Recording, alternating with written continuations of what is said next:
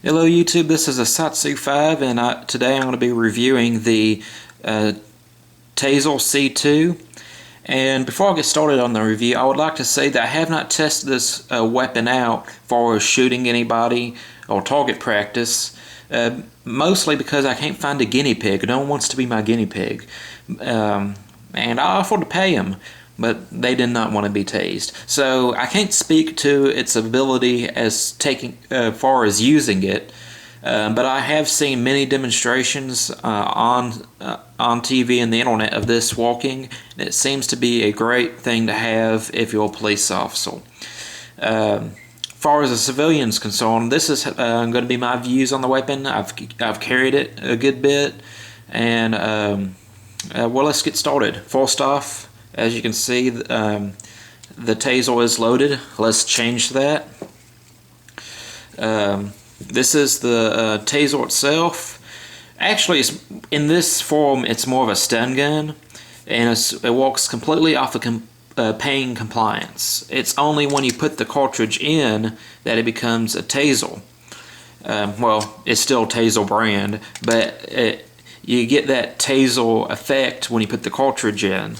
And what happens is, when you pull the trigger, it shoots out these two pronged darts connected to copper wire, and it has a 15-foot range. And what it does, it sticks into the adversary or aggressor, and it interrupts the nervous system or the nerves that control your muscles to move to the brain, and it makes them confused, and it basically gives the whole body a cramp, and you tense up and you shake, and it stops bad people from doing bad things. And this thing is effective whether you're on drugs or not. Well, not you on drugs, but if your opponent's on drugs, this will work. As long as you have this cartridge loaded up into the Taser. Like I said, if you don't have the Taser and you just have it like this, it's basically a stun gun. This particular model has a flashlight, which is good. You can see where you're shooting at in the dark. And as for carrying it, I found that it's a little bulky to carry in the pocket. They do make holsters that you can buy and use for this particular stun gun or Taser. And this is the battery pack. You can also buy replacement battery packs. The battery packs have a 10-year lifespan, and they're fairly expensive. I want to say they're around $50 for two of them. And the cartridges are pretty expensive as well, but hopefully you won't be using this on a daily basis. But I've carried it in my 511 pockets, the cargo pockets, and in the cargo pocket on the 511 pants, it'll tend to twist and become upside down and kind of bulge out everywhere. And I carried it in blue jean pockets, and there's obviously a bulge there. Haha, I know that sounds funny. But anyways, it's pretty obvious you have something in your pocket. And depending on what kind of clothes you wear and how big your pockets are, there's going to be varying degrees of difficulty to get this out into action quickly. So if you're being menaced by a muggle, you might find it difficult under stress to get it out of your pocket, as opposed to if you have it in a holster. And I do think this is a great weapon choice for anyone who has problems with guns. Now, normally, people who watch my channel like guns, but some people can't stand the thought of taking another person's life, even though if they're threatening their life as well. Some people just don't feel safe around guns. Some people have kids and just don't feel safe with having a loaded gun in the house while they have children. And I'm all for gun rights, but I'm a firm believer if you're not comfortable around guns, then you probably should not have them in the vicinity around you. If you're uncomfortable with guns, if you feel they're a hazard to your or your kid's health, then don't get one.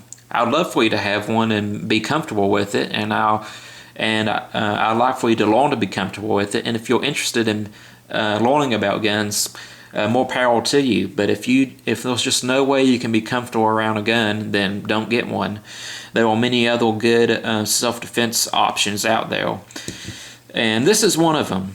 And the cool thing about this is, like I said, when it's loaded, is the person that you shoot has no control over the body. And this particular model, made for civilians, is made for you to shoot. Then it has a 30-second duration of shocking the other person, so you can shoot the person, throw this down on the ground, and you can run like crazy until your heart's content. You can run and call the police. You can get out of there. Because let's face it, as a civilian, it's not your job to apprehend or punish bad guys. Your job is to keep you, your family, safe. So this is a great option for that, because it allows you to have running time, and you can have a 30-second head start before the guy comes to. This cartridge also has little pieces of confetti in it, and it will identify your cartridge that you shot to that person. So when the police officers find the person you shoot, it'll have that confetti on them, and then they say, who? Gun Taser number so-and-so shot it. That's his Satsu 5, he used this gun. Some people won't like that feature, but there's a way around that. This is the original Taser cartridge that it came with. If you don't want to be able to be tracked, all you have to do is buy a brand new Taser cartridge that isn't linked to your name. You don't have any, it's not registered to you. But I don't find that a big problem. Ideally, I'd like to get my Taser back if I have to use it and run away. Another cool thing about it is, if you use the Taser, you shoot the cartridge, and you have someone hooked on the other end of the line, and there's a second assailant, and they come charging at you, you can still use this as a pain compliance weapon, as a Taser, and you can stick it to them and shock them, and you can still use it while it's tasing the other person. So that's pretty cool. What I see this best being used at is a women's self-defense tool. And like I said, if you're a woman and you love guns and you prefer to carry a gun, more power to you. I have a lot of respect for you. But if you're a woman and you just can't handle the responsibility of carrying a gun, you don't like them, or you don't feel comfortable with them, this is a good choice for you. And I'm all about people being armed, but I want the person being armed, I want them to be armed with a weapon they feel comfortable with. That's why some people say the only real self-defense round is a 45. Men should only carry 45 ammo. To me, that's BS. If you're a man and you don't feel comfortable shooting that big of a gun, and you want something with less recoil or something that's less bulky, go ahead and carry that. Carry something you're comfortable with. To me, that's the most important thing. But I see this being used as keeping it in your purse, and generally there's a discussion going on, is it good to keep your self-defense weapon in a purse or a bag? Someone can steal your bag, then they have your weapon. Well, as far as I'm concerned, if someone steals your purse or your bag with this in it, first off, if they steal it and they run off, then you won the day. They didn't come to harm you. But this isn't a gun. It's not like you're adding new weapons to the black market that's going to potentially take someone else's life. You're not losing a gun, you're using a Taser. So to me, it's not that big of a deal. Another good choice to keep in your purse is some pepper spray. Both of these items are bulky in the pocket. They tend to migrate around and bulge and turn upside down inside the pocket. They're not the ideal pocket weapons, but I feel that they'll be really good inside of a woman's purse or a handbag, attaché, whatever. And they're both good choices for self-defense. This one's pain compliance. Not everybody is affected by pepper spray like I am. There's like a 1% of the population that pepper spray just doesn't do anything to them. So that's not always effective. But this will always be effective if you're using the Taser and you hit who you're shooting at. Other than that, it's also pain compliance as a stun gun.